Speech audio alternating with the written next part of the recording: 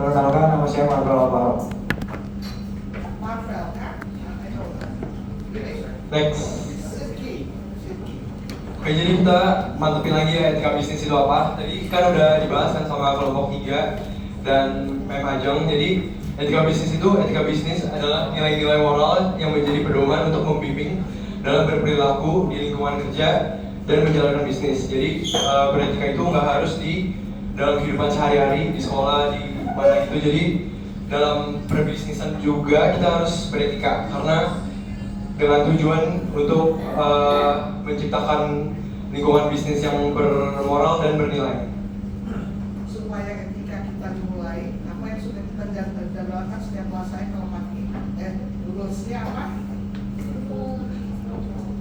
Apa?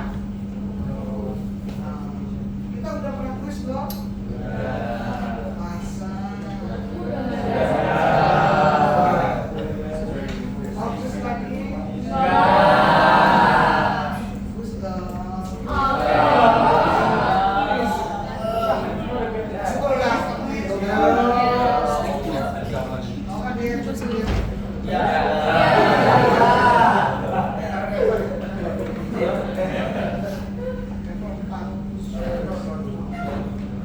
Oke, mulai meeting ya.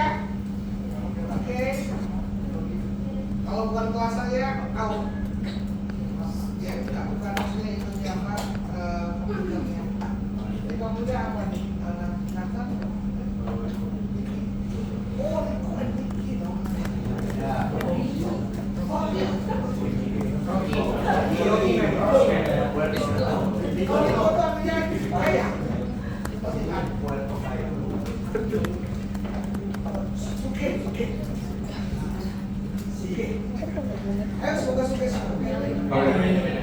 Lanjut. Oke, jadi ini adalah konteks etika bisnis pribadi dan profesional. Jadi ada 2. Konteks etika bisnis itu lebih fokus ke nilai-nilai moral yang harus dipegang oleh setiap individu dalam menjalankan bisnis. Ini ada contoh sifat-sifatnya, ada integritas, tanggung jawab, dan keadilan. Nah, contoh perilakunya itu ada, misalkan sebagai karyawan, Anda menolak tawaran suap dari rekan bisnis untuk memenangkan proyek. Nah, ini karena dia karyawannya udah menolak, berarti membuktikan bahwa karyawannya menerapkan sifat moral, integritas. Lanjut, sebagai pemilik usaha, Anda memastikan produk yang dijual aman dan berkualitas bagi konsumen. Ini tandanya pemilik usahanya benar-benar bertanggung jawab kepada produk-produknya yang akan dijual kepada konsumen. Terus lanjut, sebagai manajer, Anda memperlakukan semua karyawan dengan adil tanpa memandang latar belakang. Ini membuktikan bahwa manajer mempunyai sifat yang adil kepada karyawannya. Oke, sekarang yang profesional. Yang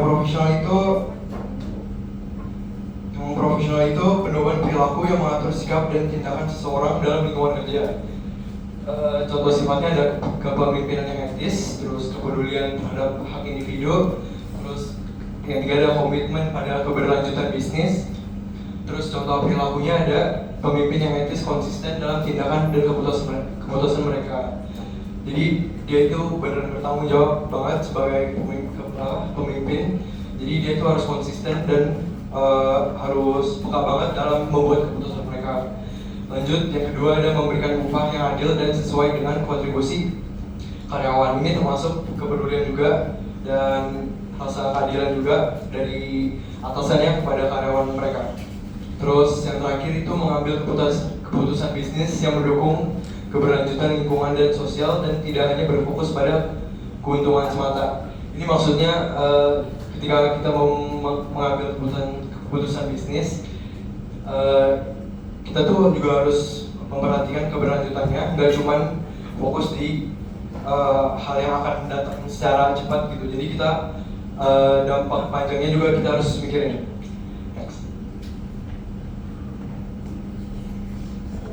Sekarang saya akan menjelaskan apa itu utilitarianisme. Utilitarianisme ini menyatakan bahwa signifikasi etis dari setiap tindakan dapat ditentukan oleh akibat-akibatnya. Dalam arti, utilitarianisme ini berfokus kepada mengambil suatu tindakan dan menghasilkan hasil yang terbaik untuk sebagian besar masyarakat.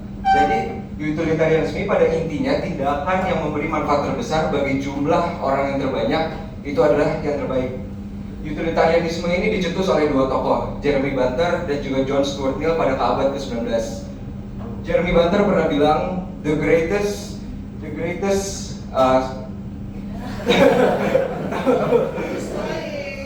bahasa Indonesia aja. Tindakan yang terbaik untuk sebagian besar orang itu adalah yang terbaik. Contoh utilitarianisme di bisnis, Apa yang besar? Apa yang terbaik?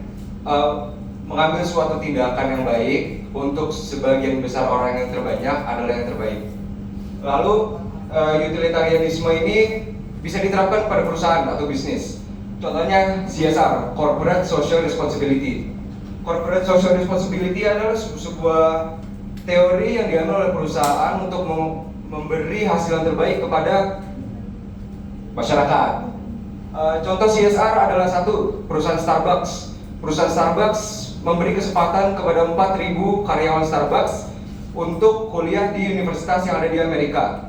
Tindakan itu dilakukan oleh Starbucks karena Starbucks melihat itu menghasilkan banyak banget manfaat untuk karyawan-karyawannya. Contoh lain adalah Samsung. Samsung menginovasi STEM, pokoknya teknologi. S-nya science, Teknologi. technology, I-nya apa? Energy, M-nya apa?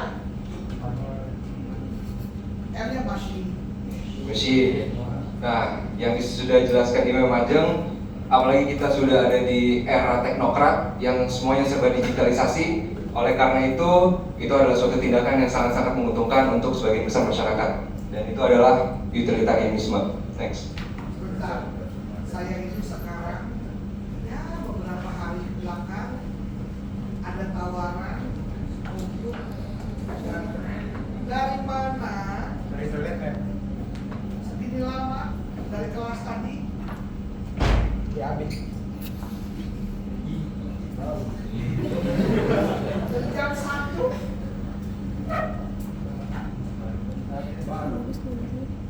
Saya nggak ada ketua.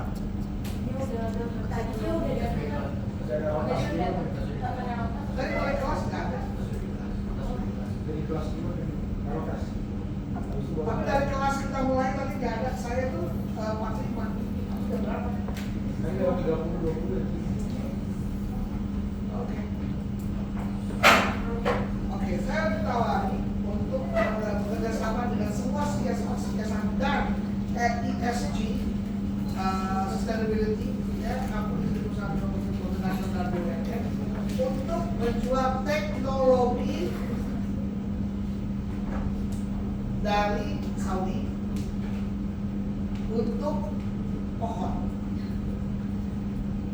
Orang Hyundai menanam, karena Hyundai kan pakai karbonnya besar, ya dia untuk itu dia zero emission, nanti dia investasi ke nanam pohon. Nah dia nanam pohon fine, tapi apakah dia tahu pohonnya dia di mana aja dan pohonnya apa aja? Yang kami jual itu adalah mengidentifikasi pohonnya apa, sudah berapa lama, ukurannya berapa, dan kapan besarnya dan segala semua data dari ya kan? Ini kebetulan saya nggak ngerti apa-apa, nggak punya orang saya butuh membantu saya bantu saya kebuka ini, oh iya ya betul juga nih yang lain-lain, karena orang selama ini invest beli pohon, nanam pohon, tapi dia nggak tahu nanam pohonnya di mana. Ya kan? Nah sekarang ini ada mesinnya yang bisa mendetek pakai drone, non drone, dia berupa wallet, free wallet, berupa jadi bicaranya gini, sebenarnya kalau menurut saya yang mereka perlu itu cuma murah sekali untuk mesinnya itu. Yang dijual adalah data. Nah, berapa seperti ini berapa orang di mana? Apa yang bisa dibantu? Jadi semua untuk climate change dan segala macam termasuk teman-teman baru datang. Oh tadi karena udah bilang Dia activity of the voice. you nyanyi apa you jadi penyiar? Nyanyi Jadi ya.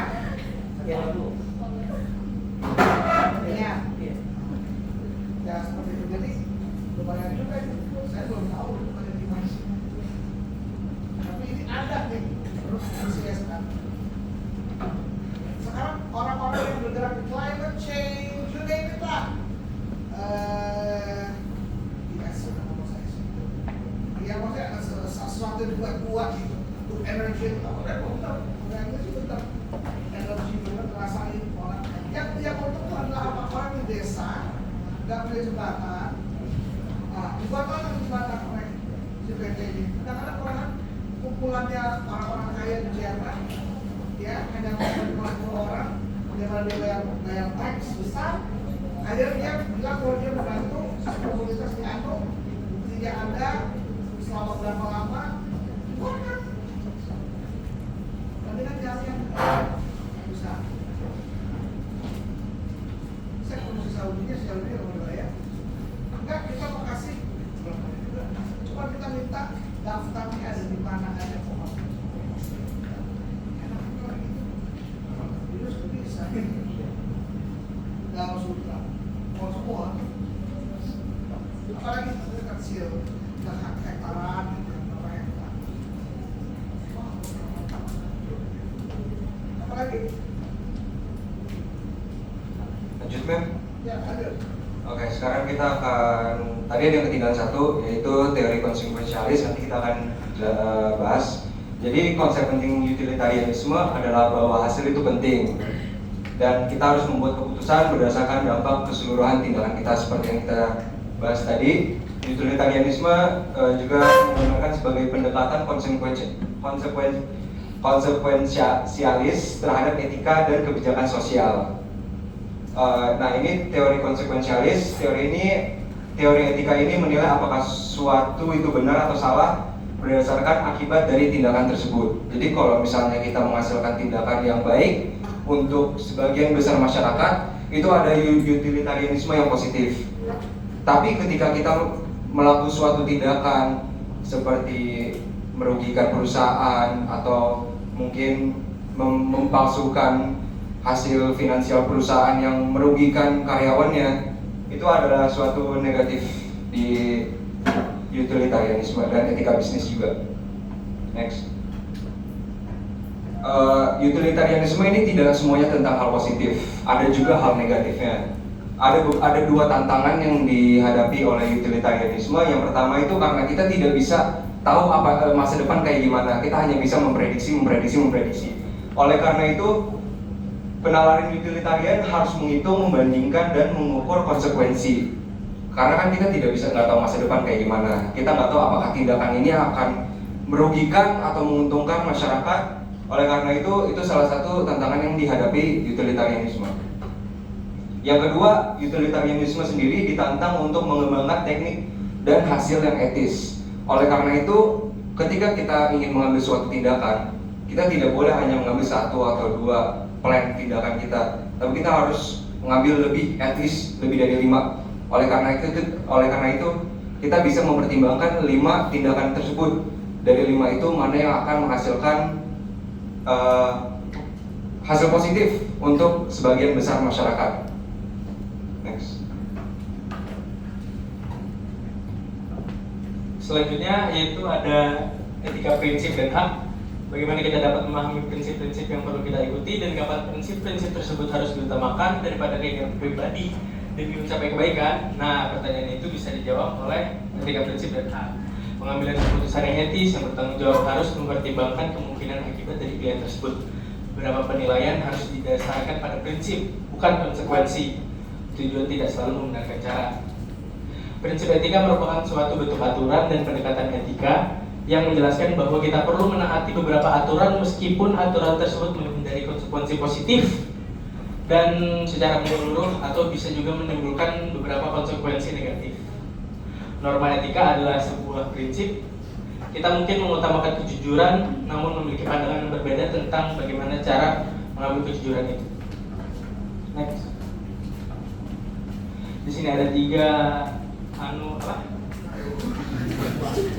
Ini ada 3 poin, yaitu ada prinsip etika yang berbasis nilai seperti patuh hukum, tepati janji, dan tepati kontrak, menghasilkan kewajiban yang etis, membatasi tindakan dan pengambilan keputusan kita. Meskipun kerja paksa berpotensi menguntungkan perekonomian, tapi hal tersebut tetap tidak etis. Yang kedua ada imperatif kategoris, yaitu wajib. Imperatif kategoris berarti tanpa pengecualian. Kewajiban kategoris merupakan etika tertinggi. Immanuel Kant mengemukakan beberapa versi imperatif kategoris. Bertindaklah sehingga prinsip yang mendasari tindakan Anda dapat dikehendaki menjadi hukum universal. Hormatilah orang sebagai subjek, bukan objek. Yang ketiga ada tugas, yaitu tugas yang memang harus dilaksanakan. Tugas tersebut bisa berasal dari tuntunan etika, hukum, atau peran dan tanggung jawab seorang dalam lembaga atau profesinya. Satu perusahaan, kamu bertahun-tahun duduk sebelahan dengan orang tersebut, tapi bisa juga kamu tidak mengerti apapun cerita tentang dia di belakang, di luar Anda. Karena kamu keluar dari mulutnya. Jadi benar-benar orang itu profesional sekali, tidak mau menceritakan tentang kehidupan pribadinya. Itu kalau mau orang asing. Bayangin, saya waktu itu supir kerja sama kita 10 tahun lebih. Kali-kali kita tidak pernah tahu bahwa dia adalah ternyata pengedar narkoba. Colongan nggak kedudukan di Indonesia? Pengedar narkoba, dan dia mau quit begitu terus. Padahal di antara sekolah supir-supir yang besi yang paling baik cuma dia yang paling baik. Anak-anak global paling baik cuma dia. Nggak, tapi dia ternyata pengedar, nggak pernah tahu. Ngobrol sama-sama begini nggak kehilangan malam, nggak kehilangan apa ya. Kita nggak pernah, cuma kita akan lihat mobilnya dia baru ya. Mobilnya dia masih sama dengan global gitu. Ya kan? Trivia biasanya dia bagus kan mana? Jadi semua sekian ternyata bandar. Oke, ini kadang-kadang kita duduk manis berhadapan dengan kita nggak tahu dia siapa aslinya, gitu kan? Tiap hari dijemput, diantarin, ada cerita. Kalau lihat San Siro, tuh di sini dia kan kita nggak pernah tahu dia. Gimana kalau dia memang benar dia lagi dia kasih satu tiap anak tuh satu aja tuh dibayin nanti. Wah, kayaknya kita bakal twist.